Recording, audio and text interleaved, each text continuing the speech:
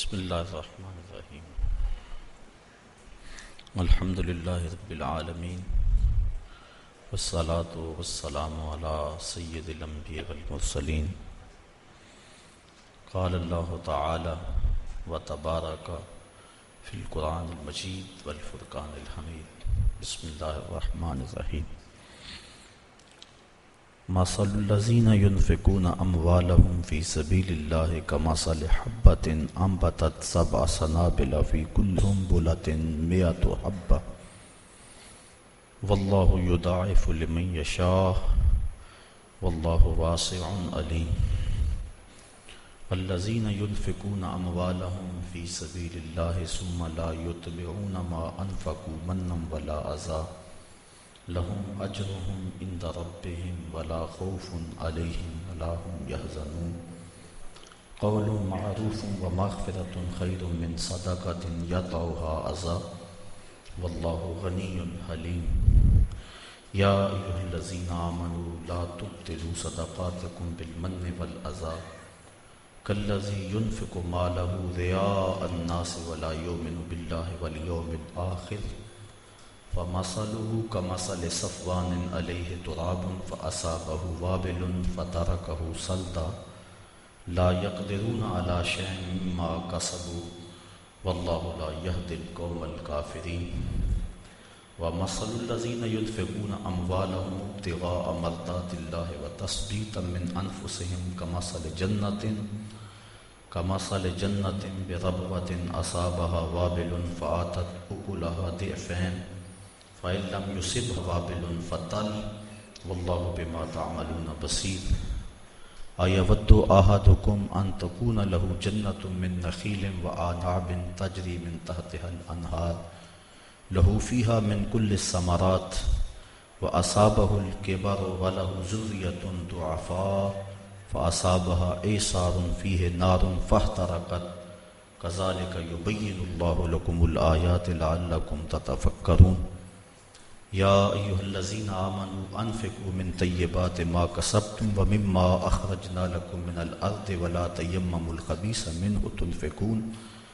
منه تنفقون ولستم بآخذيه إلا أن تغمضوا فيه واعلموا أن الله غني حميد الشيطان يعدكم الفقر ويأمركم بالفحشاء والله يعدكم مغفرة منه وفضلا والله واسع عليم يؤتي الحكمة من يشاء ومن يؤت الحكمة فقد أوتي خيرا كثيرا وما يذكر إلا أولو الألباب وما أنفقتم من نفقة أو نذرتم من نذر فإن الله يعلمه وما للظالمين من أنصار إن تبدوا الصدقات فنعم هي وإن تخفوها وتؤتوها الفقراء فهو خير لكم ويكفر عنكم من سيئاتكم والله بما تعملون خبير ليس عليك هداهم ولكن الله يهدي من يشاء وما تنفقوا من خير فلأنفسكم وما تنفقون إلا ابتغاء وجه الله وما تنفقوا من خير يوفى إليكم وأنتم لا تظلمون للفقراء الذين أحصروا في سبيل الله لا يستطيعون ضربا في الأرض يحسبهم الجاهل أغنياء من التعفف تعرفهم بسيماهم لا يسألون الناس إلحافا وما تنفقوا من خير فإن الله به عليم الذين ينفقون أموالهم بالليل والنهار سرا وعلانية فلهم أجرهم عند ربهم ولا خوف عليهم ولا هم يحزنون صدق الله مولانا العظيم وصدق رسوله النبي الكريم الرؤوف الرحيم اللهم نور قلوبنا بالقرآن وزين أخلاقنا بالقرآن وادخلنا الجنة بالقرآن ونجنا من النار بالقرآن قال الله تعالى وتبارك في شان حبيبه مخبرا وآمرا إن الله وملائكته يصلون على النبي يا أيها الذين آمنوا صلوا عليه وسلموا تسليما الصلاة والسلام عليك يا رسول الله وعلى آلك وأصحابك يا محبوب رب العالمين الصلاة والسلام علیک یا راحت العاشقین وعلی آلک و اصحابک یا محبوب العالمین۔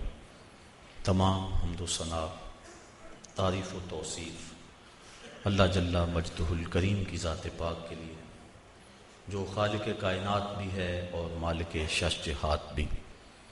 اللہ جل وعلا کی حمد و ثنا کے بعد حضور نبی اکرم شفیع امم رسول محتشم نبی مکرم اللہ کے پیارے امت کے سہارے، رب کے محبوب دانائے غیوب مالک رقاب امم فخر عرب و عجم والی کون و مکان سیاہ لا مکان سید انس و جاں سرور لالا رخاں نیر تاباں سر نشین مہوشاں ماہ خوباں شہنشاہ حسینہ تتمائے دوراں سر خیل زہرہ جمالاں جلوائے صبح ازل نور ذات لم یزل باعث تکوین عالم فخر آدم و بنی آدم نیر بطحا رازدار ما اوہا شاہد ما طغا صاحب علم نشرہ معصوم آمنہ احمد مجتبی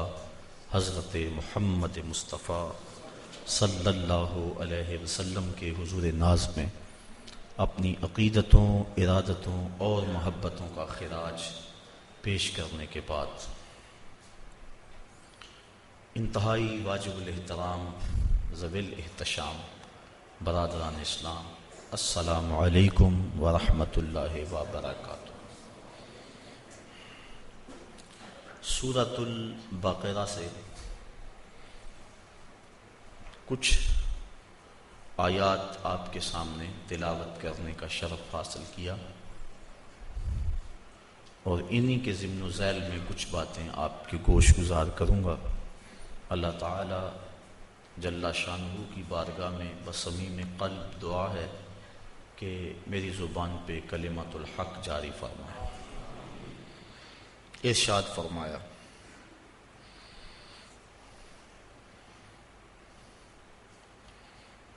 مثل الذین ینفقون اموالہم فی سبیل اللہ، ان لوگوں کی مثال جو اپنے مال اللہ کی راہ میں خرچ کرتے ہیں، کا مثل حبۃ، ایک ایسے دانے کی طرح ہے، انبتت سبع سنابل، جس نے 7 بالیں اگائیں، فی کل سنبلۃ مئۃ حبۃ، اور ہر بال میں 100 دانے ہیں، واللہ یضاعف لمن یشاء، اللہ جس کے لیے چاہے بڑھا دے، دگنا کر دے، واللہ واسع علیم، اور اللہ تعالی وسعت اور علم والا ہے۔ راہ خدا میں مال خرچ کرنے کی ترغیب دی گئی، اور ایک مثال کے ساتھ سمجھایا گیا، جس طرح زمین کی کوکھ میں کسان بیج رکھتا ہے، پھر اس سے 7 بالیں اگتی ہیں، اگاتا تو اللہ ہے، یہاں دانے کی طرف اگانے کی نسبت کی گئی، یہ نسبت مجازی ہے، تو ہر بال میں 100 دانے، ایک بویا 700 مل گئے۔ اسی طرح اللہ کی راہ میں ایک خیرات کرو گے، اللہ 700 عطا فرمائے، اور فرمایا اگر وہ چاہے تو اس سے بھی بڑھا دے۔ قرآن مجید نے مختلف مقامات پر راہ خدا میں خرچ کرنے کے اجر و ثواب کا تذکرہ فرمایا۔ کہیں فرمایا کہ کوئی میرے راستے میں 1 لائے گا تو میں 10 گنا دوں گا، یہاں فرمایا کہ 700 گنا، اللہ چاہے تو اس کو بھی دوہرا کر دے، اس کو بھی 2 گنا کر دے، اور ایک تیسرے مقام پہ فرمایا کہ اس کی راہ میں خرچ کرنے والوں کو وہ بغیر حساب کے عطا فرماتا، کہیں فرمایا 10 گنا دیتا ہے، کہیں فرمایا 700 گنا دیتا ہے، کہیں فرمایا بغیر حساب کے دیتا ہے۔ تو علماء تفسیر فرماتے ہیں جو اس کی راہ میں حساب سے دے، اللہ تعالیٰ اس کو حساب سے اس کا اجر دیتا ہے، اور جو اس کے راستے میں یوں ہی بے حساب دے اللہ اسے بھی بے حساب اجر عطا فرماتا ہے۔ دوسری بات علماء فرماتے ہیں یہاں خلوص کی بات ہے کہ جتنا گڑ ڈالیں گے اتنا ہی میٹھا ہوگا، جس کا جتنا خلوص ہے اللہ اسے اتنا عطا فرمائے گا، کسی کو 10 گنا، کسی کو 700 گنا، اور جس کا خلوص بہت سارا ہے اللہ اسے بغیر حساب کے عطا فرماتا ہے۔ اور تیسرا قول مفسرین اس آیت کریمہ کی تشریح میں بیان فرماتے ہیں کہ یہ دینے والے کی کیفیت میں منحصر ہے کہ دینے والے کی کیفیت اور حیثیت کیا ہے۔ مثال کے طور پہ ایک شخص کروڑ پتی ہے، وہ راہ خدا میں ایک فقیر کو 2 روٹیاں دیتا ہے، اور ایک متوسط حیثیت کا مالک ہے وہ بھی راہ خدا میں 2 روٹیاں دیتا ہے، اور ایک جس کے پاس کل کائنات 2 روٹیاں ہیں اور کچھ ہے ہی نہیں، فقیر آ گیا اس نے بھی 2 روٹیاں دے دی، تو تینوں نے 2 روٹیاں، لیکن ہر ایک کی حیثیت کا فرق ہے۔ تو پہلے کو اللہ 10 گنا دیتا ہے، دوسرے کو 700 گنا دیتا ہے، اور تیسرے جس نے ساری کمائی لٹا دی اللہ اس کو بغیر حساب کے عطا کرتا ہے۔ تو کہا جس طرح زمین میں کوئی بیج بو تو وہ 700 گنا اس کو اٹھاتے ہو، ایسے ہی میری راہ میں جو تم خرچ کرو گے میں 700 گنا تمہیں عطا فرماؤں گا، اور اللہ چاہے تو 2 گنا کر دیتا ہے۔ اللہ تعالیٰ جل شانہ نے یہاں راہ خدا میں خرچ کرنے کی مثال کھیتی باڑی سے دی۔ امام ترمذی نے روایت نقل کی ہے، آقا کریم علیہ السلام نے ارشاد فرمایا التمس الرزق فی خبایا الارض، اپنا رزق زمین کی تہوں سے تلاش کرو۔ تو علماء فرماتے ہیں کہ اس مثال سے یہ ثابت ہوا کہ کھیتی باڑی کرنا بڑی فضیلت والا کام ہے، اور امام قرطبی نے الجامع لاحکام القرآن کے اندر اس آیت کریمہ کی تشریح میں لکھا ہے کھیتی باڑی کرنا فرض کفایہ ہے، اگر ساری قوم یہ کام چھوڑ دیتی ہے تو حاکم کے اوپر لازم ہے کہ وہ کچھ لوگوں کو مجبور کرے کہ وہ کھیتی باڑی کریں، یہ فروض کفایہ میں سے ہے۔ الذین ینفقون اموالہم فی سبیل اللہ، وہ لوگ جو اپنے اموال اللہ کی راہ میں خرچ کرتے ہیں، ثم لا یتبعون ما انفقوا، پھر جس کو خرچ کیا اس کا پیچھا نہیں کرتے، منم ولا اذا، احسان جتلا کر اور نہ اذیت دے کر، جو راہ خدا میں دے دیا سو دے دیا، یہ نہیں کہ اس کے اوپر احسان جتلا کر اپنا کیا دھرا برباد کر لیں۔ من اور اذا ان دونوں چیزوں سے منع کر دیا گیا، احسان بھی نہ جتلایا جائے، اذیت بھی نہ دی جائے، اذیت ذہنی طور پہ بھی کسی کو شاک نہ پہنچایا جائے کہ اس کو کہیں کہ جناب یہ اس کے پاس اب اتنی دولت ہے، ہمارے گھر سے اس کو جاگ لگی تھی، کوئی پوچھنے والا نہیں تھا، ہم نے مدد کی اس کی، تو یہ اس کو اذیت دینے کے مترادف ہے۔ بلکہ حضرت زید بن اسلم رضی اللہ تعالی عنہ فرماتے ہیں کہ جب کسی کو تم نے خیرات دی ہو اور وہ تمہیں بازار میں راستے میں ملے اور آپ اس کو السلام علیکم کہیں تو وہ اس میں بھی ثقل اور بوجھ محسوس کرتا ہو تو کہا اس سے ترک کر دینا چاہیے سلام کہنا بھی، کہ یہ بھی اس کی اذیت کا باعث ہوگا۔ تو آج تو ہم کسی کو خیرات دے کر اس کی غربت کا اشتہار لگا دیتے ہیں، پہلے کہا کرتے تھا نیکی کر دریا میں ڈال، اب ہم کہتے ہیں نیکی کر اخبار میں ڈال۔ نیکی کی اور کسی غریب کو اگر ہم نے خیرات بھی دی، عید پیکج بھی دیا، تو پھر 7-8 اخباروں میں جب تک تصویر نہ چھپے اتنی دیر تک تسکین نہیں ملتی۔ غریبوں کی غربت کا مذاق اڑاتے ہو، تمسخر کرتے ہو، اس انداز سے دو کہ ان کی عزت نفس مجروح نہ ہو۔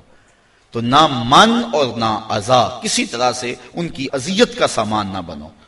لہم اجرہم عند ربہم، وہ لوگ جو اذیت اور احسان جتلائے بغیر خیرات کرتے ہیں ان کا اجر اللہ کے ہاں ہے، اور نہ انہیں کوئی خوف ہے اور نہ وہ غمگین ہوں۔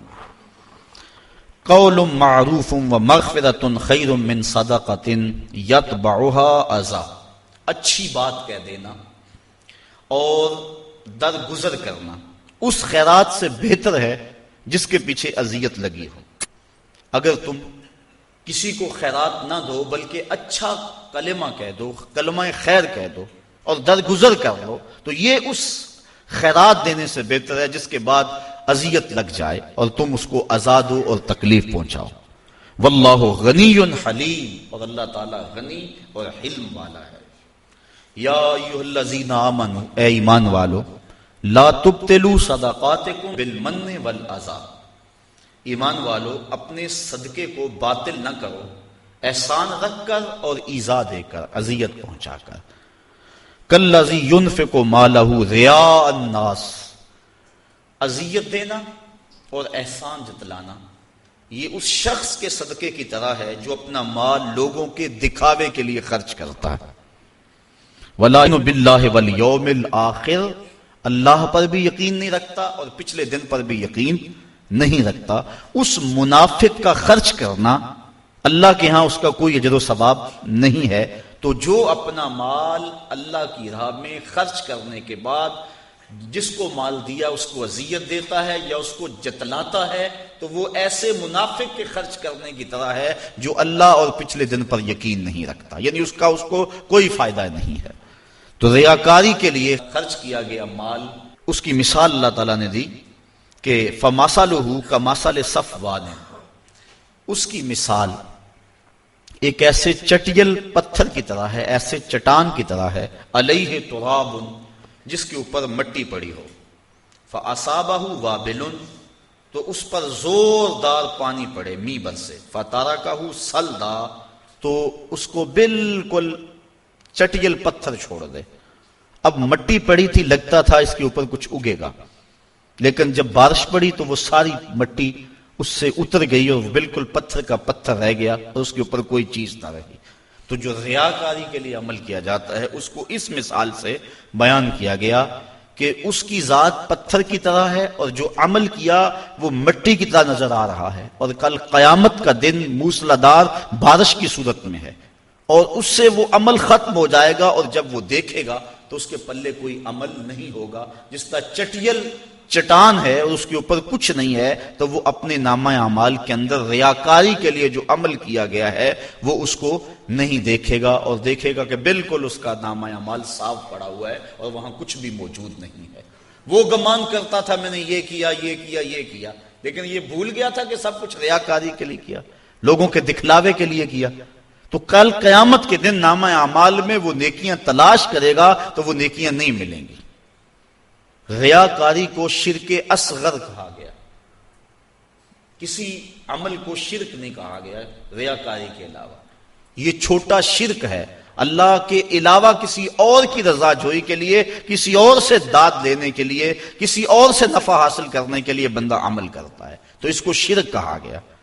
حدیث میں آتا ہے کل قیامت کے دن ایک شہید، ایک عالم قاری اور ایک سخی، تینوں کو اللہ کی بارگاہ میں پیش کیا جائے گا اور وہ اپنے اچھے اعمال کی اللہ سے جزا چاہیں گے۔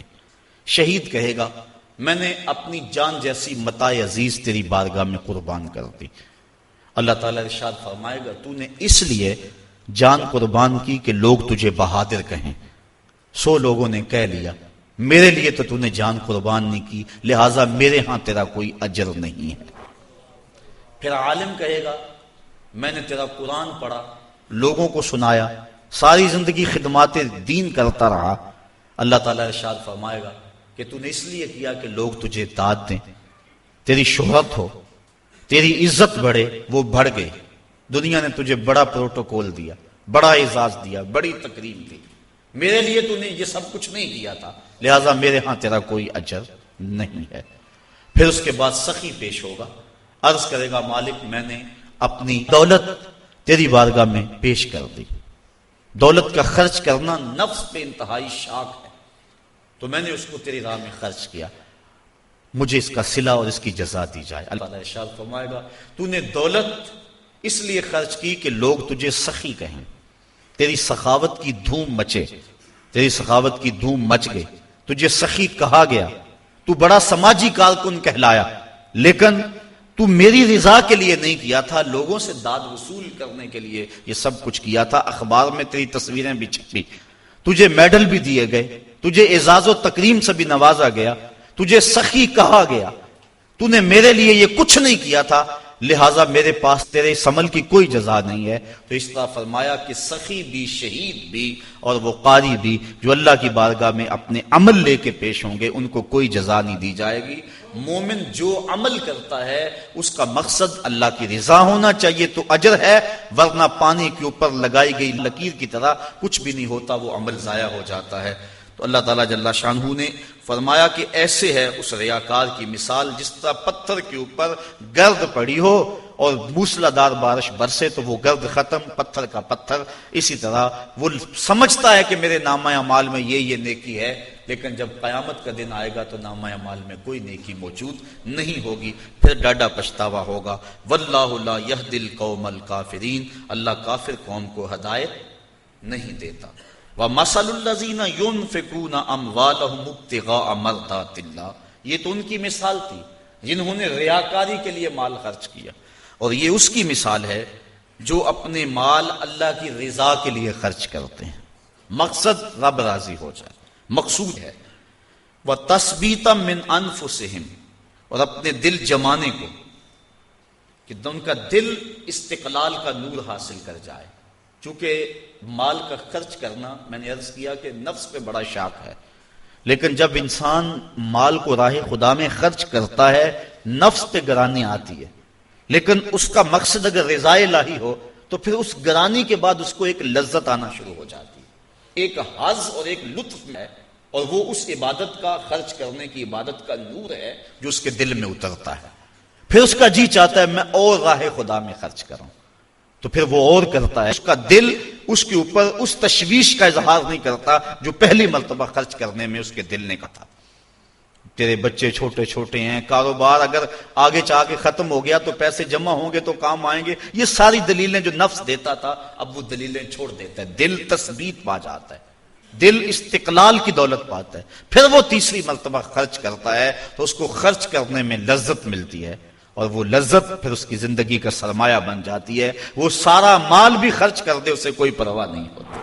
حضرت سیدنا صدیق اکبر رضی اللہ تعالیٰ عنہ کی مثال ہمارے سامنے ہے، جو اس مرتبے کے اندر درجہ کمال پر پہنچے کہ سارا مال قدموں میں ڈھیر کر دیا۔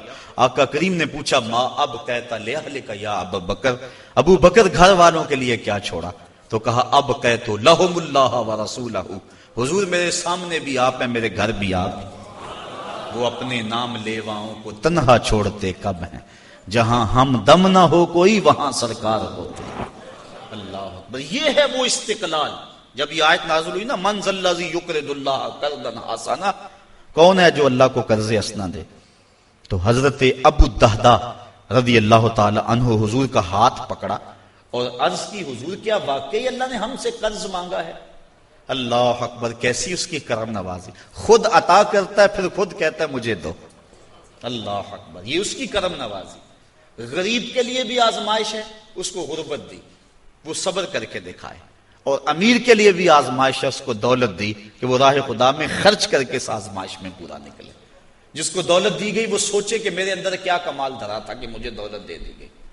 باقی جس طرح اعضائے بدنی ہیں دوسرے لوگوں کے ہیں، میرے بھی ایسے ہی ہیں، میری قسمت کے اندر یہ جو زیادہ دولت لکھ دی گئی، اور پھر مجھے کہا گیا تیرے مال میں حق ہے ان کا جو مانگنے آتے ہیں، اور ان کا بھی حق ہے جو عزت نفس کی وجہ سے مانگنے نہیں آتے، گھر کے کواڑ بند کر کے اندر ہی اللہ کی رحمتوں سے امید رکھتے ہیں اور کسی کے سامنے ہاتھ نہیں پھیلاتے۔ جا ان کو بھی تلاش کر، ان کی بھی جھولی بھر کے آ، جو آگے ہیں ان کو بھی دے، اور جو عزت نفس کے لیے اپنے گھر سے باہر نہیں نکلتے جا ان کو بھی جا کے دے کے آ۔ تیرے مال میں ان دونوں کا حق ہے، للسائل والمحروم، سائل کے لیے بھی اور محروم کے لیے بھی۔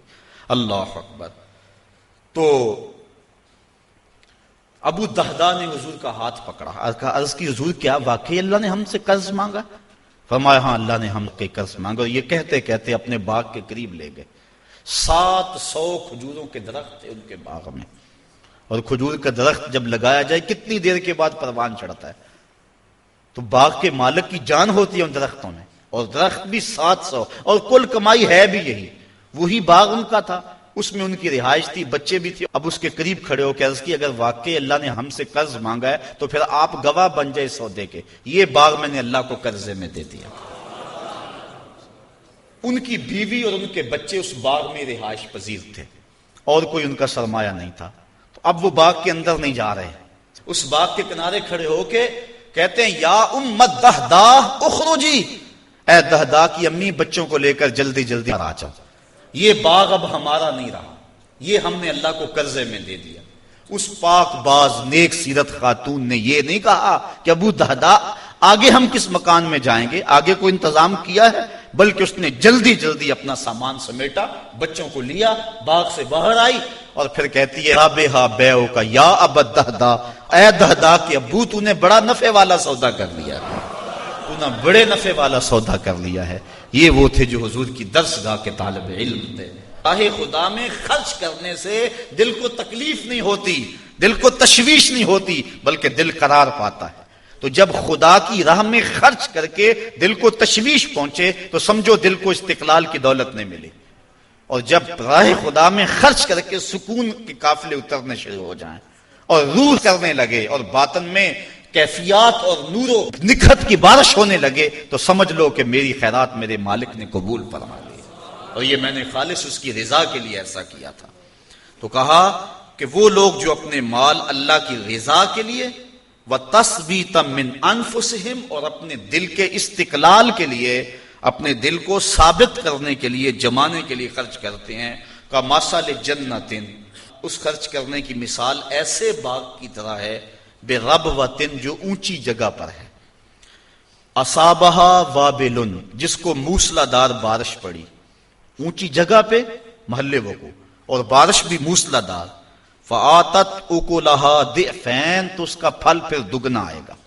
اس کی مثال جس نے تثبیت قلب کے لیے اور اللہ کی رضا کے لیے مال خرچ کیا. فَإِن لَّمْ يُصِبْهَا اگر اس کو وہ موسلا دار بارش نہ بھی پہنچے، فَطَلٌ تو اوس کا پڑنا، شبنم کے قطروں کا گرنا ہی اس کے پھل لانے کے لیے کافی ہوگا. کیونکہ وہ ایسے پوائنٹ پہ باغ اگا ہوا ہے، ایسی اونچی جگہ پہ اگا ہوا ہے، وہ بھی اس کے لیے کافی ہو جائے گا. واللہ بما تعملون بصیر اور جو تم عمل کرتے ہو اللہ اسے دیکھ رہا ہے، اسے پتا ہے کون کس نیت سے اس کی راہ میں پیش کر رہا ہے. اَيَوَدُّ أَحَدُكُمْ أَن تَكُونَ لَهُ جَنَّةٌ مِّن نَخِيلٍ وَأَعْنَابٍ تَجْرِي مِن تَحْتِهَا الْأَنْهَارُ. اب پھر اس کی مثال پیش کی جانے لگی ہے جو ریاکاری کے لیے اپنے عمل کو، اپنے مال کو پیش کرتا ہے، مال بھی ہاتھ سے گوایا اور فائدہ بھی کچھ نہ کیا. اس کی مثال دی. کیا تم میں سے کوئی یہ پسند کرتا ہے؟ یہ استفہام انکاری ہے، یعنی کوئی پسند نہیں کرتا. کیا ان تکون لہ جنتن کہ اس کا ایک باغ ہو، من نخیل وعناب کھجوروں کا اور انگوروں کا، تجری من تحتها الانہار اس باغ کے نیچے نہریں بہتی ہوں، پانی بھی وافر ہو، لہو فیہا من کل الثمرات اور اس شخص کے لیے اس باغ میں ہر طرح کا پھل موجود ہو، وَأَصَابَهُ الْكِبَرُ اور جس کا باغ ہے اس کو بڑھاپا آ لے، وہ بوڑھا ہو جائے، باغ جوان ہو گیا بندہ بوڑھا ہو گیا، وَلَهُ ذُرِّيَّةٌ ضُعَفَاء اور اس کے بچے چھوٹے چھوٹے ہیں، بچے چھوٹے ہیں، آپ بوڑھا ہے، باغ جوان ہو گیا اور باغ میں بھی ہر شے ہے. پھر کیا ہوا؟ فَأَصَابَهَا عِصَارٌ تو اس باغ میں ایک ہوا کا بگھولا داخل ہوا، فیہ نار جس بگھولے میں آگ تھی، فاحترقت تو وہ باغ جل گیا. بندہ بوڑھا ہے، بچے چھوٹے ہیں، باغ پروان چڑھا ہوا تھا اور ایسی آگ آئی کہ باغ جل گیا. بتائیے اس شخص کی حالت کیا ہوگی؟ بوڑھا ہے، آگے باغ لگا نہیں سکتا، بچے کام اٹھا نہیں سکتے، باغ زندگی بھر کی کمائی تھی وہ جل گیا، اسے آسرا تھا اس باغ پر، بتاؤ اس کی کیا کیفیت ہوگی؟ کہا ایسے ہی جو شخص ریاکاری کے لیے مال خرچ کرتا ہے وہ سمجھتا ہے میرے نیکیوں کا باغ ہے، کل قیامت کے دن ملے گا، لیکن جب اس دن دیکھے گا تو وہ باغ جلا ہوا ہے. تو جس طرح اس شخص کی حالت ہوتی ہے اللہ نے مثال سے سمجھایا کہ اس کی حالت وہ ہوگی کہ میں نے ریاکاری کے مال خرچ کیا اور مجھے اس کا کوئی صلہ بھی نہ ملا. کذالک یبین اللہ لکم الآیات لعلکم تتفکرون اللہ تعالیٰ اسی لیے اپنی نشانیاں بیان کرتا ہے تمہارے لیے تاکہ تم غور و فکر کرو. ایک درہم بھی خرچ کرنے لگو تو دیکھو کہ دل میں ریا تو نہیں آ رہی. بڑی محنت سے پیسہ کمایا جاتا ہے، خون اور پسینے کی کمائی ہوتی ہے اور اس کو یوں ہی نہ اڑا دو، بلکہ تم نے مال جیسی متاع وارنی ہے اس کے راستے میں تو پہلے اپنے دل کو مخلص کر لو، خلوص کے ساتھ. ایک درہم بھی دو گے تو اللہ وہ بھی قبول فرما لے. اس لیے ایسا نہ ہو کہ تم سب کچھ برباد کر بیٹھو. یا ایھا الذین آمنوا. اب پہلی بات یہ ہے کہ خلوص سے خرچ کیا جائے. ان آیات کے اندر ریا سے بچنے، من و اذا سے بچنے، یعنی نہ دکھلاوے کے لیے عمل کرے، راہ خدا میں خرچ کرے، نہ احسان جتلانے کے لیے خرچ کرے، اور نہ ہی خرچ کرنے کے بعد جس کو دیا اس کو کوئی کسی قسم کی اذیت پہنچائے، ذہنی اذیت بھی اس کو نہ دے. اور اب جو خرچ کر رہا ہے یہ اگر کیفیات ہو گئی تو اب خرچ کر رہا ہے تو خرچ کرے کون سا؟ یا ایھا الذین آمنوا، اے ایمان والو، انفقوا خرچ کرو، من طیبات پاکیزہ چیزوں میں سے، ما کسبتم جو تم نے کمائی، ومما اخرجنا لکم من الارض اور جو کچھ زمین سے نکالا گیا، جو کچھ ہم نے تمہارے لیے زمین سے نکالا. یعنی یہاں عشر کے وجوب پر دلیل ہے کہ جو بارشی پانی سے کھیتی سیراب ہو اس سے 10واں حصہ دینا واجب ہے، اور جو ٹیوب ویل سے یا خرید کر پانی جس کو لگایا گیا اس سے 20واں حصہ دینا واجب ہے. آج کل کثرت کے ساتھ ذمہ دار عشر نہیں دیتے، اسی وجہ سے ان کے اندر برکت نہیں ہے، اور اپنے مال کے اندر جو صدقہ ہے فصل کا اس کو شامل کر کے اپنا سارا مال خراب کر بیٹھتے ہیں. تو ان کے اوپر لازم ہے کہ وہ عشر دیں، اور جنہوں نے کمایا ہے ان کو بھی کہا کہ اپنی کمائی سے اللہ کے راستے کے اندر خرچ کریں. اب ذرا غور فرمائیں کہ اس کو کہا من طیبات ما کسبتم، جو تم نے کمایا پاکیزہ چیزوں میں سے وہ راہ خدا میں دو. اس پاکیزہ کی تشریح میں علماء فرماتے ہیں 3 چیزیں. ایک تو عمدہ، دوسرا وہ پاک ہو، فی نفس ہی پاک ہو. مثال کے طور پہ مردار ہے، اس کو راہ خدا میں خیرات کرنا چاہو تو خیرات نہیں ہوگی چونکہ وہ پلید ہے. دوسرا پاک ہو اور حلال طریقے سے کمایا گیا ہو، طیب طریقے سے. بکری ہے، پاکیزہ ہے، اس کو راہ خدا میں خیرات کرنا چاہو ہو سکتی ہے، لیکن ہے چوری کی ہے حلال، لیکن جو ذریعہ ہے اس کے حاصل کرنے کا وہ حلال نہیں ہے، تو اس کا بھی صدقہ خیرات نہیں دی جائے گی. جس طرح کہ رشوت کے پیسوں سے لوگ قربانی دیتے ہیں. بڑی عید کے موقع پہ جگہ جگہ ناکے لگے دیکھے. میں نے ایک دن پوچھا کہ یہ کیا ماجرا ہے؟ کہنے لگے آج کل انہوں نے تو قربانی دینی ہے نا. تو وہ قربانی جو کسی سے چھین کر یا کسی کا حق غصب کر کے یا رشوت لے کے یا 2 نمبر مال سے دی جائے تو وہ بھی قبول نہیں ہے. تو یہ بات ذہن میں رکھیں. طیب کی تشریح کے اندر علماء نے 3 چیزیں بیان فرمائی. ایک حلال ہو، حلال طریقے سے کمایا گیا ہو، پھر عمدہ ہو. جب راہ خدا میں خرچ کرنے لگو تو یہ نہیں ہے کہ ردی راہ خدا میں خرچ کر دو. اللہ تعالیٰ نے آگے فرمایا وَلَا تَيَمَّمُوا الْخَبِيثَ مِنْهُ، تم خبیث چیز اس کی راہ میں دینے کا ارادہ نہ کرو. تنفقوا کہ تم خرچ کرو اس کو، وَلَسْتُمْ بِآخِذِيهِ حالانکہ تم اس خبیث کو خود لینا پسند نہیں کرو گے. إِلَّا أَن تُغْمِضُوا فِيهِ مگر اس کے اندر اگر تم چشم پوشی کر کے وہ لے لو تو وہ الگ بات ہے، لیکن کھلی آنکھوں سے تم اس کو قبول کرنے کو تیار نہیں ہوگے. تو جب خدا کی راہ میں کوئی چیز دینا چاہو تو یہ نہیں کہ جو چیز بڑھ گئی اس کو جو ہے وہ خیرات کر دو، جو چیز کسی کام کی نہیں ہے اور کسی استعمال میں نہیں آ رہی ہے چل اس کو دے دو. کہا جب اس کی راہ میں دینا چاہو تو عمدہ کا قصد کرو.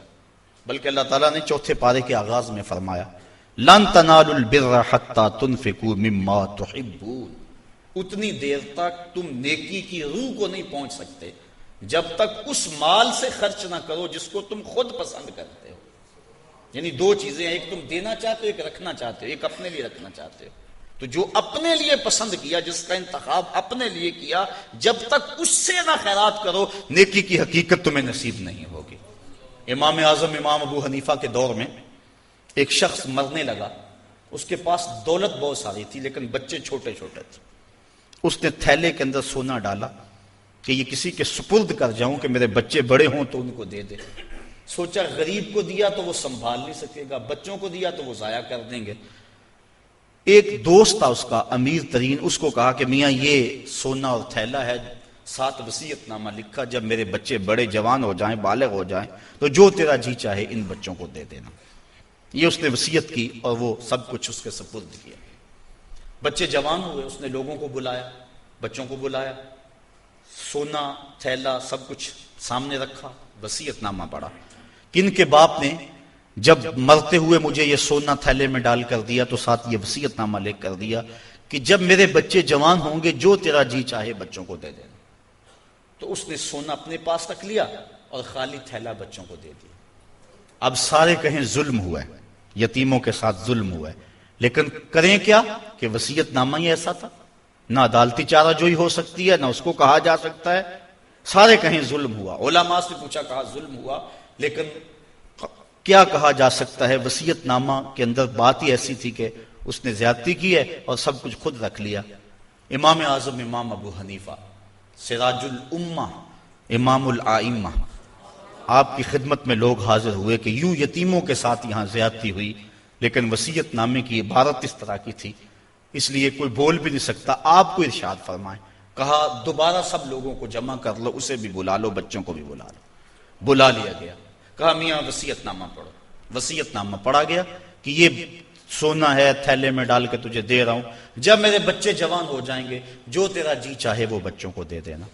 آپ نے فرمایا پھر پڑھو، اس نے پھر پڑھا۔ کہا اب تم بتاؤ تمہارا جی سونے کو چاہ رہا ہے یا تھیلے کو چاہ رہا ہے؟ اس نے کہا میں تو سونا رکھنا چاہتا ہوں۔ کہا وصیت نامہ پڑھو، وصیت میں ہے جب بچے جوان ہوں گے جو تیرا جی چاہے وہ بچوں کو دے دینا۔ اب تیرا جی تو سونے کو چاہ رہا ہے، اور وصیت میں لکھا بھی یہ ہے کہ جو تیرا جی چاہے وہ بچوں کو دے دینا، لہٰذا سونا دینا، بچوں کو تھیلا رکھ خود۔ تو امام اعظم نے اس طرح ان یتیموں کی مدد فرمائی تو کہا لن تنالوا البر حتی تنفقوا مما تحبون، تم اتنی دیر تک نیکی کی حقیقت کو نہیں پہنچ سکتے جب تک اس کو تم اللہ کی راہ میں خیرات نہ کرو جس کو تم خود پسند کرو۔ اللہ مما تحبون، تو انسان اس کو راہ خدا میں خیرات کرے جس کو خود پسند کرتا ہے۔ اور آگے فرمایا وَعَلَمُوا، اور جان لو ان اللہ غنی حمید، اللہ غنی بھی ہے اور سراہا ہوا بھی ہے، اسے تمہارے مالوں کی ضرورت نہیں ہے، وہ ان غریبوں کو خود بھی تو دے سکتا تھا نا، تمہاری ڈیوٹی لگائی کہ تم دینا، وہ خود بھی تو دے سکتا تھا، لیکن یہ تمہاری آزمائش، ان کی آزمائش اور تمہاری آزمائش۔ اب دیکھتے ہیں کون اپنی آزمائش میں پورا نکلتا ہے۔ الشیطان یعدکم الفقر ویامرکم بالفحشاء، شیطان تمہیں اندیشہ دلاتا ہے محتاجی کا، اگر تم نے اللہ کی راہ میں دیا تو تم محتاج ہو جاؤ گے، تمہارے پاس اتنی دولت نکل جائے گی۔ وَيَأْمُرُكُمْ بِالْفَحْشَاءِ، اور تمہیں بے حیائی کا حکم دیتا ہے۔ بے حیائی سے یہاں مراد علماء تفسیر فرماتے ہیں بخل ہے، کنجوسی ہے، اور کنجوسی کو بے حیائی اس لیے کہا گیا کہ اس سے بڑی کیا بے حیائی ہوگی کہ غریب نانے شبینہ کو ترستا ہو اور امیر دولت کو سنبھال کے بیٹھ جائے، یہ بے حیائی نہیں ہے تو اور کیا ہے؟ وہ کیا کسی نے کہا تھا گندم امیر شہر کی ہوتی رہی خراب، بچی مگر غریب کی فاقوں سے مر گئی۔ تو اس سے بڑی بے حیائی کیا ہوگی کہ ایک گھر میں گھی کے چراغ جلتے ہوں، ایک گھر کے اندر فضول خرچیوں پر مال لنڈھائے جا رہے ہوں، اور دوسری طرف بیوہ کی یتیم بچیاں گھر میں بوڑھی ہو رہی ہوں، اور کوئی ان کا رشتہ قبول نہ کرتا ہو کہ ان کے پاس دینے کے لیے کچھ نہیں ہے، اور ہم پیسے اڑا دیں اپنے نفس کی خواہش کے لیے جو ہے وہ لاکھوں روپے خرچ کریں اور اپنی گلی میں ان غریبوں اور یتیموں کا لحاظ نہ رکھیں، تو اس سے بڑی بے حیائی اور کیا ہو سکتی ہے؟ اللہ تعالیٰ نے بخل کو جو ہے وہ فحشاء کے ساتھ تعبیر کیا کہ شیطان تمہیں بے حیائی کا حکم دیتا ہے۔ واللہ یعدکم مغفرۃ منہ وفضلا، اور اللہ تمہیں مغفرت کا اور اپنی جناب سے فضل کا وعدہ دیتا ہے۔ تم اس کی راہ میں خرچ کر کے تو دیکھو وہ تمہارے گناہوں کو معاف کر دے گا، اور جب تم اس کی راہ میں خرچ کرو گے تو اس کا فضل ہوگا، یعنی تمہارا مال کم نہیں ہوگا۔ عقل یہی کہتی ہے، شیطان بھی یہی وعدہ دیتا ہے، اکاؤنٹنٹ سے پوچھو تو وہ بھی کہتا ہے کہ اتنے خرچ کرو گے تو اتنے کم ہوں گے، کیلکولیٹر بھی یہی حساب دیتا ہے، لیکن اللہ کہتا ہے میں وعدہ دیتا ہوں فضل کا، تم خرچ کر کے دیکھو تمہارے مال بڑھا دوں گا۔ اور میں ایک مثال دیا کرتا ہوں، پرانے دور میں یہ ہم نے بھی دیکھا ہوا دور کہ کنویں سے پانی نکال کر کھیتوں کو ہم سیراب کیا کرتے تھے، پھر دیکھتے دیکھتے ٹیوب ویل آ گئے تو ان سے پانی ہم اپنے کھیتوں کو دینے لگے۔ وہ جو کنویں تھے ان کو باقاعدہ بند نہیں کیا، لیکن اب کہیں کوئی پرانا کنواں ہو تو وہاں جا کر دیکھو، ایک تو پانی بہت نیچے جا چکا ہے، دوسرا ڈول ڈال کر نکالو گے تو گندا ہو چکا ہے، سونگو گے تو بدبودار ہو چکا ہے۔ پانی وافر تھا، شفاف تھا، کثیر تھا، پاکیزہ تھا، لیکن اب وہی پانی نیچے بھی چلا گیا، نہ اس کی فراوانی رہی، نہ اس کی تازگی رہی، نہ اس کا وہ شفاف پن رہا۔ کیوں؟ اس لیے کہ جب وہ کنواں اپنا فیض باہر دیتا تھا نیچے سے سوتے پھوٹتے تھے، جتنا لٹاتا تھا اللہ اور دے دیتا تھا، جب اس نے باہر دینا چھوڑ دیا اللہ نے اس کو عطا کرنا چھوڑ دیا۔ اس لیے اس کی راہ میں دیتے جاؤ گے، اللہ خزانوں کے منہ تمہارے لیے کھول دے گا، تمہارے مال میں خدا کی راہ میں دینے سے کبھی کمی نہیں آئے گی۔ اگر کسی کا مال کم ہوا ہے، کاروبار لوگوں کے دیکھیں ہم نے، بڑے بڑے کاروبار اس میں ختم ہو جاتے ہیں، تلک الایام نداولها بین الناس، دن پلٹتے رہتے ہیں، آج اور کل کیفیت اور۔ اس کی وجہ یہ نہیں ہے کہ اس نے راہ خدا میں لٹایا تو اس لیے ایسا ہوا، اس کی وجہ اور ہے۔ اس لیے راہ خدا میں جتنا مرضی مال دو گے کم نہیں ہوگا، بلکہ اللہ تعالیٰ وعدہ دیتا ہے کہ تم اس کے راہ میں دو گے تمہارا مال بھی بڑھا دوں گا اور تمہاری بخشش بھی فرما دوں گا۔ اللہ اکبر۔ یؤتی الحکمت من یشاء، یہ ساتھ ہی ذکر تھا مال کے خرچ کرنے کا، یہاں ذکر حکمت کا کر دیا، وہ جسے چاہے حکمت دے دیتا ہے۔ مطلب کیا؟ راہ خدا میں خرچ کرنے کا جذبہ، یہ بڑی دانائی کی بات ہے۔ وَمَن يُؤْتَ الْحِكْمَةَ فَقَدْ أُوتِيَ خَيْرًا كَثِيرًا، اور جس کو حکمت دی گئی اس کو بہت ساری بھلائی دی گئی۔ وَمَا يَذَّكَّرُ إِلَّا أُولُو الْأَلْبَابِ، اور نہیں نصیحت پکڑتے مگر عقل والے، بے وقوف نصیحتیں نہیں پکڑتے، عقل والے نصیحتیں پکڑتے ہیں۔ وَمَا أَنفَقْتُم مِّن نَفَقَةٍ أَوْ نَذَرْتُم مِّن نَذْرٍ، اور جو تم خرچ کرو یا کوئی نظر مانو، بے شک اللہ فَإِنَّ اللَّهَ يَعْلَمُهُ، بے شک اللہ اسے جانتا ہے۔ وَمَا لِلظَّالِمِينَ مِنْ أَنصَارٍ، اور ظالموں کا کوئی مددگار نہیں ہے۔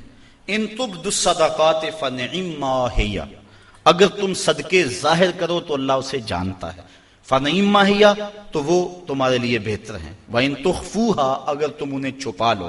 وَتُؤْتُوهَا الْفُقَرَاءَ، اور غریبوں کو فقراء کو دو۔ فَهُوَ خَيْرٌ لَكُمْ، تو وہ بھی تمہارے لیے بہتر ہے۔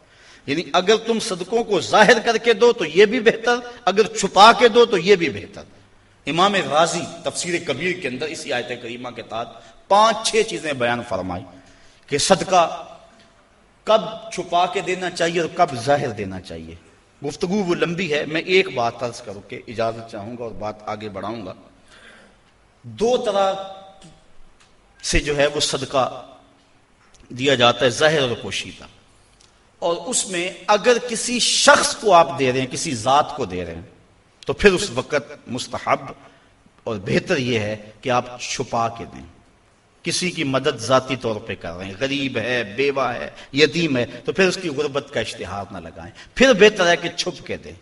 اور آقا کریم نے فرمایا 7 اشخاص قیامت کے دن اللہ کے عرش کا ٹھنڈا سایہ پائیں گے جب کوئی سایہ نہیں ہوگا۔ ان میں ایک شخص یہ فرمایا وَرَجُلٌ تصدق بصدقۃ فاخفاها حتی لا تعلم شمالہ ما تنفق یمینہ، وہ آدمی جس نے تنہائی میں صدقہ دیا اور اتنا خفیہ دیا کہ جو دائیں ہاتھ نے کیا وہ بائیں کو خبر نہ ہو۔ فرمایا کل قیامت کے دن جب کوئی سایہ نہیں ہوگا اللہ اسے اپنے عرش کا ٹھنڈا سایہ نصیب فرمائے، اور جو عرش کے سائے تلے ہوگا قیامت کی تکلیف سے محفوظ ہوگا، جو عرش کے سائے تلے ہوگا وہ قیامت کی پریشانیوں سے محفوظ ہوگا، جو عرش کے سائے تلے ہوگا اس کو جام کوثر ضرور دیا جائے گا، اور جو ایک گھونٹ بھی پی لے گا 50,000 سال کے دن میں اسے کبھی بھی پیاس نہیں لگے۔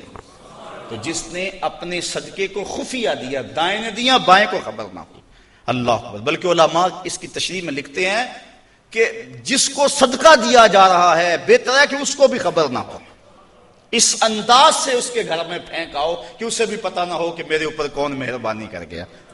اللہ اکبر۔ اگر ایسا ہو تو یہ انتہائی خفیہ حالت ہے۔ اللہ اکبر، اللہ اکبر۔ تو کہا کہ اگر تم صدقہ خفیہ دو تو وہ بھی تمہارے لیے بہتر ہے، اور اگر تم ظاہر دو تو ظاہر دینا کس وقت مستحب ہے؟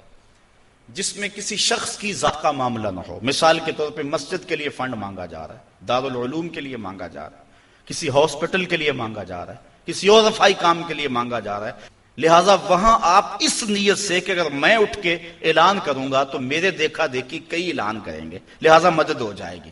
تو آقا کریم نے ایک مرتبہ جہاد کے لیے فنڈ مانگا تو ایک صحابی نے جلدی سے آغاز کر دیا، اس کو دیکھنے سے باقی بھی اٹھ کھڑے ہوئے. تو آقا کریم نے اس وقت فرمایا تھا من سنہ فی الاسلام میں سنتن حسنتن فلہ اجرہا، جس نے اسلام میں ایسے اچھے طریقے کو رائج کیا اللہ تعالیٰ اس کو اس کا اجر عطا فرمائے گا، اور اس کے دیکھا دیکھی جس نے اس کام کو کیا اللہ اس کا اجر بھی سے عطا فرمائے گا. تو اس نیت سے اگر ظاہر کر لیا جائے تو وہ زیادہ فضیلت والا ہے. دوسرا، اگر آپ خفیہ کی بجائے اعلانیہ کرتے ہیں تو اس سے آپ کے نفس پر ریاکاری کا امکان پیدا ہو جاتا ہے، تو پھر بہتر یہ ہے کہ ریاکاری سے بچنے کے لیے خفیہ صدقہ کیا جائے تاکہ اللہ تعالیٰ آپ کے اس عمل کی برکت آپ کو نصیب فرمائے، ورنہ ایسا ہوگا کہ ریاکاری سے سب کچھ برباد ہو جائے گا. آگے ارشاد فرمائے وَيُكَفِّرُ عَنْكُم مِّن سَيِّئَاتِكُم، اگر تم اللہ کی راہ میں چھپ کے یا ظاہر صدقہ کرو گے تو اللہ کے نزدیک وہ بہتر ہے اور وہ اس سے تمہارے گناہوں کو اتار دے گا. یعنی صدقہ دینے سے جو ہیں وہ گناہ مٹتے ہیں. واللہ بما تعملون خبیر، اور جو تم کر رہے ہو اللہ اس کو دیکھ رہا ہے. نہیں کسی نے دیکھا، جس کو تم نے دیا اس نے بھی نہیں دیکھا، کسی کو نہیں کانوں کان خبر ہوئی، لیکن جس کے لیے دے رہے وہ تو دیکھ رہا ہے.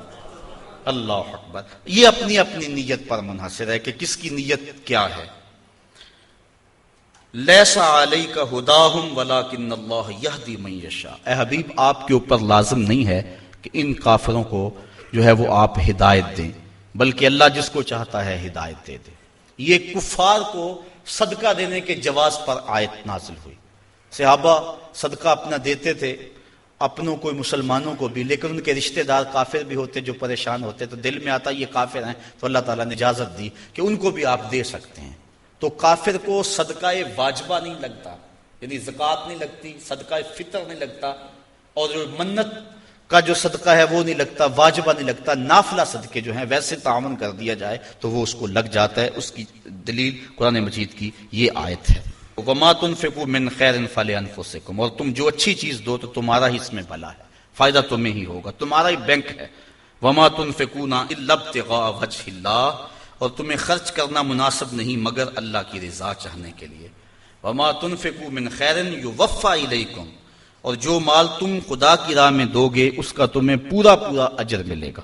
وَأَنْتُمْ لَا تُظْلَمُونَ، تمہارے سے ظلم نہیں کیا جائے گا، جدیا اس کا پورا پورا اجر ملے گا.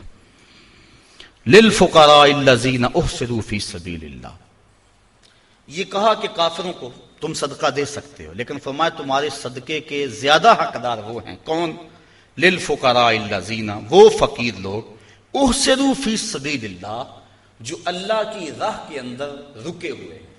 اس سے مراد احسروا فی سبیل اللہ سے مراد مفسرین نے اصحاب صفہ لیے ہیں. یہ 400 کے قریب صحابہ تھے، 300 سے لے کر 400 تک ان کی تعداد مختلف روایات میں آئی ہے. جو مسجد نبوی میں رہتے تھے، ان کا نام کوئی گھر تھا نہ ان کے اہل تھے، بس سارا دن مسجد نبوی میں رہتے. حضور نے ان کے لیے ایک چبوترا بنوا دیا جس کو صفہ کا چبوترا کہا جاتا ہے. تو وہ اس پہ بیٹھے رہتے، حضور کے انتظار میں رہتے. آقا کریم آتے تو وہ حضور سے دین سیکھتے، بلا تعین اوقات حضور سے دین سیکھتے. کسی غزوے پر حضور ان کو چاہتے تو ساتھ لے جاتے، کسی سرایہ پہ بھیجتے تو وہ حضور کے حکم کی جو ہے وہ تعمیل کرتے. زیادہ کوشش کرتے کہ وہ لکڑیاں اکٹھی کر کے ان کو بیچ کر اپنے پیٹ کا گزارا کرتے، لیکن مصروفیت چونکہ تعلیم دین میں تھی تو وہ کمائی نہیں کر سکتے تھے. اللہ تعالیٰ جل شانہ نے یہاں باقاعدہ یہ بات ارشاد فرما دی، لا یستطیعون ضربا فی الارض، وہ زمین پر چل نہیں سکتے، یعنی باقاعدہ وہ کاروبار نہیں کر سکتے کیونکہ وہ دین کے علم کے لیے رکے ہوئے ہیں. کہا تمہارے صدقے کے زیادہ حقدار یہ طلباء ہیں، دین والے لوگ جو سب کچھ چھوڑ کے دین سیکھ رہے ہیں. یحسبہم الجاہل اغنیاء من التعفف، سوال نہ کرنے کی وجہ سے اس کو ناواقف آدمی سمجھتے ہیں یہ تو بڑے ٹھیک ٹھاک ہیں، یہ تو غنی ہیں. چونکہ ہر بندہ اندر نہیں جھانک سکتا. وہ کیا کسی نے کہا تھا نا، ہستی پلکوں کے نیچے غم بھی پلتے ہیں. ہستی پلکوں کے نیچے غم بھی پلتے ہیں، مگر کون دیکھتا ہے اتنی گہرائی میں. تو وہ بظاہر ان کے چہرے مورے ایسے ہیں کہ لگتا یہ ہے کہ یہ بڑے ٹھیک ٹھاک، ضرورت ہی نہیں ہے.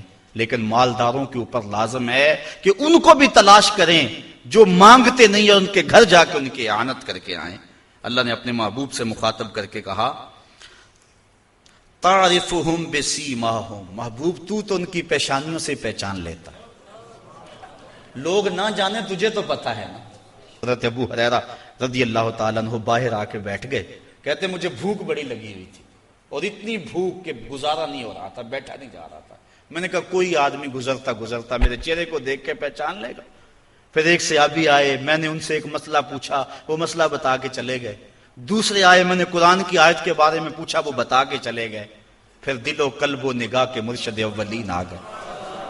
میں نے حضور سے مسئلہ پوچھا، حضور نے کہا ابو ہریرہ بھوک لگی ہوئی ہے؟ میں نے کہا ہاں حضور بھوک لگی ہوئی ہے۔ پوچھا مسئلہ؟ آقا کریم میں بھوک لگی ہے؟ ہاں حضور بھوک لگی ہے۔ مسئلہ ہی یہی تھا۔ کہتے ہیں آ جاؤ میرے ساتھ آ جاؤ۔ پھر وہ روایت آپ علماء سے سنی کہ حضور اندر چلے گئے، اجازت دی۔ حضرت ابو ہریرہ فرماتے ہیں میں دیکھا دودھ کا ایک پیالہ پڑا، کہا ابو ہریرہ جاؤ جو صفہ پہ بیٹھے ان کو بھی بلا لاؤ۔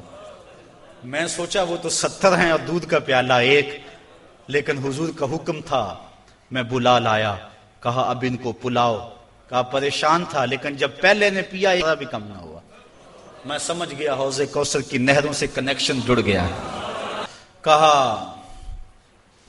کہ ان سب کو پلاؤ۔ کہا ایک نے پیا، پھر دوسرے نے پیا، 70 آدمی دودھ پی گئے۔ اللہ اعلیٰ حضرت فرماتے ہیں ہاں جناب ابو ہریرہ کیسا تھا وہ جام شیر جس سے 70 سالوں کا دودھ سے منہ بھر گیا۔ اللہ اکبر۔ کہتے ہیں پھر حضور نے مجھے پلایا، کہا اور پیو اور پیو، حتیٰ کہ میں سراب ہوا، حضور اب نہیں پیا چاہتا۔ پھر آقا کریم وہ پیالہ لیا۔ استاذ المکرم فرمایا کرتے تھے یہ تو دیکھتے ہو کہ ایک دودھ کا پیالہ 70 کے لیے کافی ہو گیا، یہ بھی تو دیکھو کونین کا سردار اور 70 کا جوٹا پی رہا، اس پہلو پہ بھی ذرا نظر جائے۔ اللہ اکبر۔ تو کہا محبوب تم تو جانتے ہو ان کے چہروں سے، اللہ اکبر، کہ وہ لوگوں سے سوال نہیں کرتے۔ لا یسألون الناس الحافا، وہ لوگوں سے لپٹ کر سوال نہیں کرتے، بڑے خوددار ہوتے ہیں۔ عموماً ایسے لوگوں کی تلاش بڑی ضروری ہے کہ جو لوگوں سے سوال نہیں کرتے، ورنہ ہم نے دیکھا ہے کہ جو لوگ مانگنے والے ہیں، سوال کرنے والے ہیں، وہ تو لاکھوں روپے جمع کر لیتے ہیں، اور جو بیچارے عزت نفس کا لحاظ رکھنے والے ہوتے ہیں ان تک کوئی بھی نہیں پہنچتا۔ آپ دیکھ لیں اپنے معاشرے کے اندر سروے کر کے دیکھ لیں، یہ ہماری ذمہ داری ہے محروم تک بھی پہنچنا اور سائل تک بھی پہنچنا۔ اور یہ بات ذہن میں رکھیں کہ سوال کرنا یہ مومن کی شان نہیں ہے، بلکہ حضرت سیدنا صدیق اکبر جا رہے تھے تو آپ کا کوڑا گر گیا، گھوڑے سے اترے اور نیچے سے اٹھایا اور پھر بیٹھے۔ خادم نے عرض کی حضور آپ فرما دیتے میں اٹھا کے دے دیتا۔ کہا حضور نے سوال کرنے سے منع کیا، اس لیے میں نہیں سوال کرنے کی ہمت رکھتا۔ یہاں تک جو ہے وہ ہمارے جو ہے وہ اسلاف جو بزرگ جو ہیں صحابہ اس کا خیال رکھتے تھے۔ ہاں علماء نے اجازت دی اگر مرنے کا اندیشہ ہو، بھوک اتنی ستائے تو بقدر ضرورت سوال کر لینا جائز ہے، بقدر ضرورت سوال کر لینا جائز ہے، لیکن ضرورت سے زیادہ کا سوال کرنا جائز نہیں ہے۔ آقا کریم نے فرمایا کہ جو ضرورت سے زیادہ سوال کرنے والے ہیں ان کے بارے فرمایا یہ جہنم کے انگارے ہیں، اب اس کی مرضی ہے تھوڑے اکٹھے کر لے یا زیادہ اکٹھے کر لے۔ جو مال بڑھانے کے لیے فرمایا سوال کرتا ہے وہ جہنم کے انگارے اکٹھے کر رہا ہے، چاہے تھوڑے کر لے چاہے وہ زیادہ کر لے۔ اس لیے غربت اگر مل جائے اس کی آزمائش میں پورا اترنا چاہیے اور اپنی عزت نفس کو مجروح نہیں ہونے دینا چاہیے۔ وما تنفقوا من خیر فإن اللہ بہ علیم، اور جو تم خیرات کرو اللہ اسے خوب جانتا ہے۔ الذین ينفقون اموالهم باللیل والنہار سرا وعلانیۃ فلہم اجرہم عند ربہم ولا خوف علیہم ولا هم یحزنون، اور وہ لوگ جو اپنے مال خیرات کرتے ہیں رات میں، دن میں، چھپ کر اور ظاہر، اللہ تعالیٰ جل شانہ کے ہاں ان کا اجر ہے اور نہ خوف ہے اور نہ وہ غم زدہ ہوں گے۔ حضرت علی المرتضیٰ کے پاس 4 درہم تھے، جب آپ نے یہ پڑھا کہ وہ رات کو کرتے ہیں، دن کو کرتے ہیں، چھپ کے کرتے ہیں، ظاہر کرتے ہیں، آپ نے 1 درہم دن کو خیرات کیا، 1 رات کو کیا، 1 چھپ کر کیا، 1 ظاہر کیا۔ کہا کہ ساروں میں میرا نام آ جائے، چھپ کر خیرات کرنے والوں میں بھی میرا نام آ جائے، ظاہر خیرات کرنے والوں میں بھی میرا نام آ جائے، دن میں خیرات کرنے والوں میں بھی میرا نام آ جائے، رات میں خیرات کرنے والوں میں بھی میرا نام آ جائے۔ اللہ اکبر کہا، ان کا اجر ان کے رب کے ہاں ہے، ولا خوف علیہم ولا ہم یحزنون، اور اللہ تعالیٰ جل شانہ ان کو یہ اجر دے گا کہ نہ ان پر کوئی خوف اور نہ ان پر کوئی غم ہوگا، قیامت کے دن وہ امن اور طمانینت میں ہوں گے۔ اللہ تعالیٰ جل شانہ کی بارگاہ میں یہ دعا کرنی چاہیے، اللہ ہمیں رزق حلال اور رزق وسیع عطا فرمائے، اور پھر اس کو اس کے راستے میں لٹانے کی توفیق دے دے۔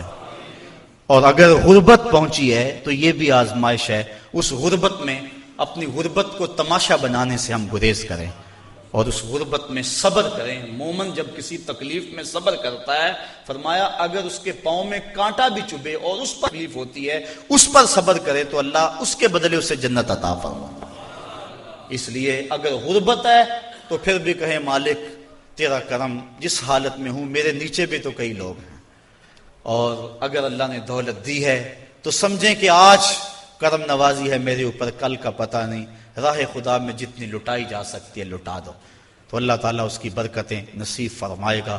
مال کی گردش ہوتی رہے تو مال بڑھتا رہتا ہے، جو مال رک جائے ٹھہر جائے وہ اس متعفن پانی کی طرح ہو جاتا ہے۔ اللہ اپنی